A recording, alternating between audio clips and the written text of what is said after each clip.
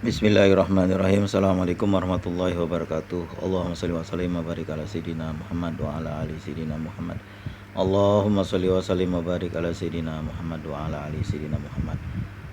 Mati tersenyum esok pagi. Nah, ini buku alhamdulillah bagus. Mati tersenyum esok pagi. Bang, saya lihat sekarang isi kontennya mati aja. Emangnya kita mau kemana habis ini? Yang raja-raja Firaun, siapa lagi Muawiyah, siapa lagi Heraklius, siapa lagi raja-raja, raja-raja yang saya nggak kenal namanya, banyak buat di Eropa itu. Sekarang mereka pada kemana?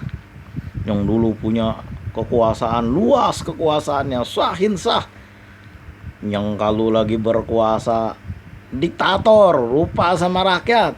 Mereka pada kemana sekarang? Mereka aja yang raja mati, apalagi kita.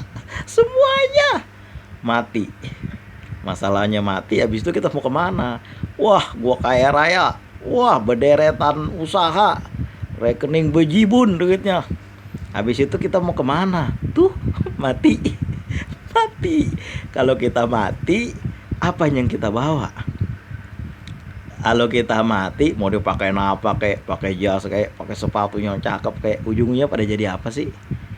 Nanti 5 tahun 6 tahun lagi dibongkar, pada jadi apa sih ujung-ujungnya tuh? Kata cacing itu di dalam tanah, kabarnya dia bisa mencium bau mayat itu 2 kilometer. Dia bisa senyum, bisa mencium baunya. Dikejar sama cacing, habis dimakan jadi santapan cacing.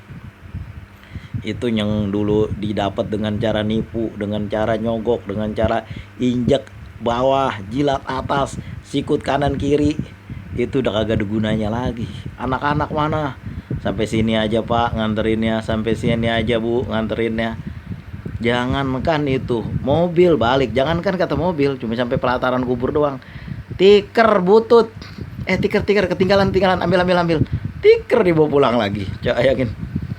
Mati tersenyum esok pagi. Ya, kalau mati tersenyum alhamdulillah. Ada orang yang meninggal, saya dengar satu ulama meninggal itu nggak terasa sama beliau, lagi mikirin tentang masalah fikih, tiba-tiba udah meninggal, mudah meninggalnya. Ada orang yang meninggal itu 6 bulan 7 bulan di di tempat tidur, gak mati.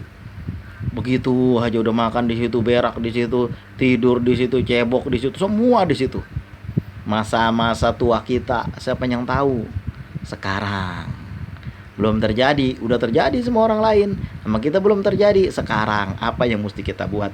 Tuh, bawa super sedekah berkualitas, rezeki tanpa batas. Tuh, apabila orang meninggal lalu dihidupin lagi, apa yang dia pengenin? La asodaku wa akun minas solihin. Sungguh saya akan bersedekah dan akan berbuat perbuatan baik.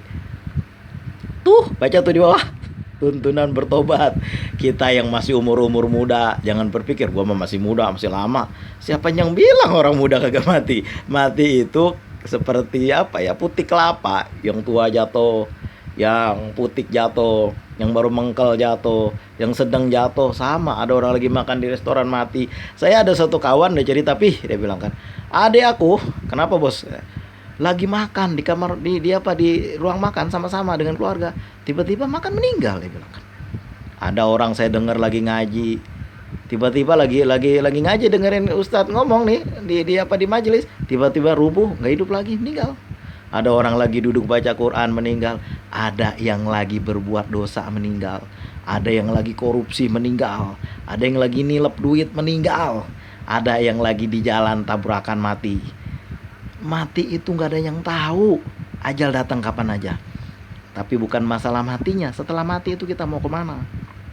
Makanya diajarkan di dalam ajaran kita membaca surat Al-Mulk setiap hari. Itu hadis insyaallah sahih hadisnya.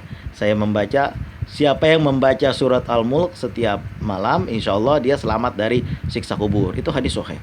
Kemudian maka bacalah surat Al-Mulk setiap malam, insyaallah kita selamat dari siksa kubur. Emang siksa kubur ada bang? Ya lu mati dulu dah, ntar lu laporin sama gua ada apa kagak.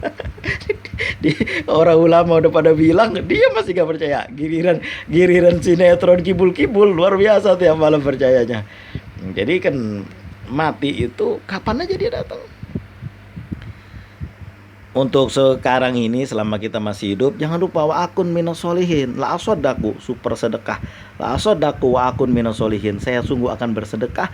Kalau dulu ya di Betawi, di tanah leluhur saya, kalau dulu tahun-tahun berapa tuh bang, dulunya apa tahun 2000, tahun 2000 bukan dulu, tahun 1980, waktu itu daerah saya masih sepi, orang daerah situ tempat jin buang anak, sekarang tempat anak buang jin. Udah terbalik, sekarang harganya udah mahal daerah situ, kalau semeter dijual 5 juta, alhamdulillah loh dapat rezeki namanya. Udah mahal banget daerah situ. Dulu itu tempat ya katakanlah orang bilang, orang Betawi ngomong tempat jin buang anak saking seremnya itu daerah situ.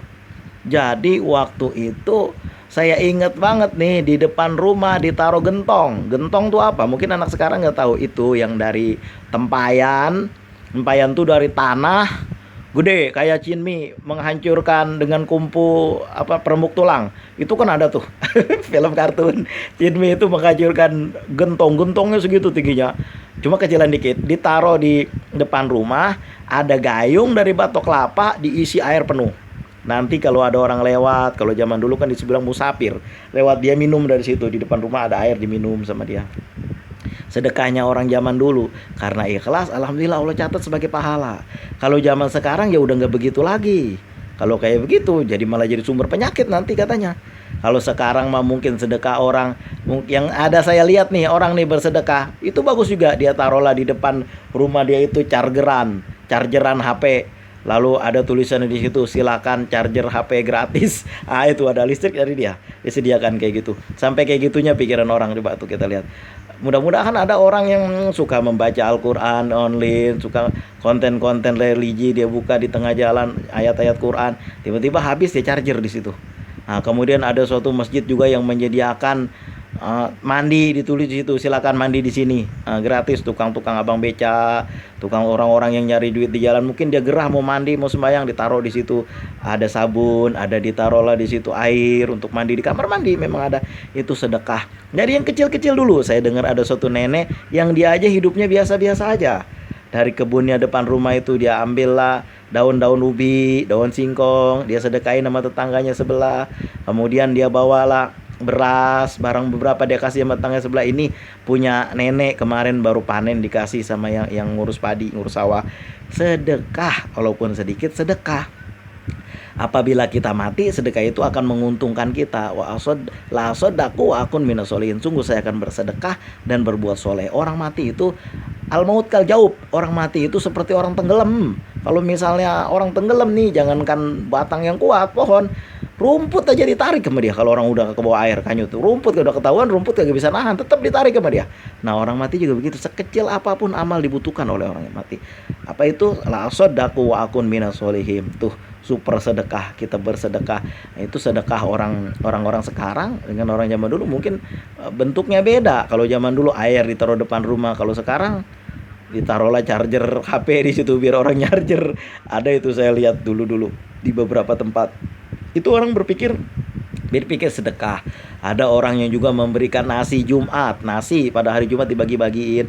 Kalau kita ada rezeki, boleh kita bersedekah. Dia anterin, saya lihat di masjid saya itu buah-buahan, air mineral ditaruh di situ. Mudah-mudahan orang yang ke masjid ini kadang-kadang ada yang belum makan, ada yang di rumah nggak ada punya duit, bisa makan dari situ, bisa ngambil dari situ makanan. Mudah-mudahan orang yang bersedekah ini malaikat selalu mendoakan ya, apalagi pagi-pagi subuh-subuh kita bersedekah. Mudah-mudahan Allah memberikan rezeki kepada kita yang tanpa yang tanpa batas datangnya, Bang. Tapi kok kita malas banget ya bersedekah, rasanya sayang duit. Nah inilah, kalau kita suka sayang duit, malas bersedekah, itu sumber pencariannya kudu dipertanyakan. Biasanya orang kalau misalnya sumber pencariannya halal, bersih, insya Allah dia gampang bersedekah. Gampang aja bersedekah. Kalau pelit banget, apalagi sama saudara, sama kerabat, sama kaum kerabat, pelit banget, sumber pencariannya perlu dipertanyakan. Biasanya juga begitu, malas beribadah, susah banget bangun malam beribadah, bertahajud, baca Quran, baca selawat, baca doa. Biasanya sumber pencariannya harus dilihat itu. Kemungkinan bercampur dengan barang yang subhat, apalagi barang yang haram. Allahumma sholli wa sallim wa barik ala sayyidina Muhammad wa ala ali sayyidina Muhammad.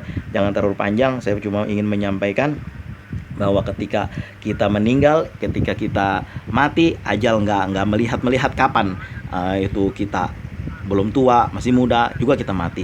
Setelah kita mati, apa yang kita butuhkan? Hanya yang butuhkan nih pahala. Pahala yang butuhkan super sedekah. Kita harus bersedekah.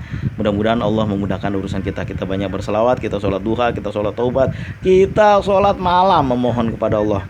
Mudah-mudahan ya Bani Adam, apabila dosamu engkau datang kepadaku dengan dosa sebesar langit dan bumi, sungguh ampunanku lebih besar daripada itu semua. Allah tidak mengedepankan hukumannya, tapi mengedepankan ampunan dengan kasih sayangnya. Mudah-mudahan kalam yang sedikit ini bisa menggugah kita untuk selalu berbuat baik, untuk selalu beribadah, menjaga lisan kita dari ucapan-ucapan yang membuat orang menjadi luka di hatinya, sehingga nggak bisa baik itu. Allahumma sholli wa sallim wa barik ala sayyidina Muhammad wa ala ali sayyidina Muhammad. Allahumma ya yasir wa ya dabiru kulli kasir wa ya dabiru kulli farid yasir alaika asir kulli asir fataisir asir hazatuna ilaika kasir wa anta alimun biha wa basir. Usikum wa nafsi bi taqwallah. Assalamualaikum warahmatullahi wabarakatuh.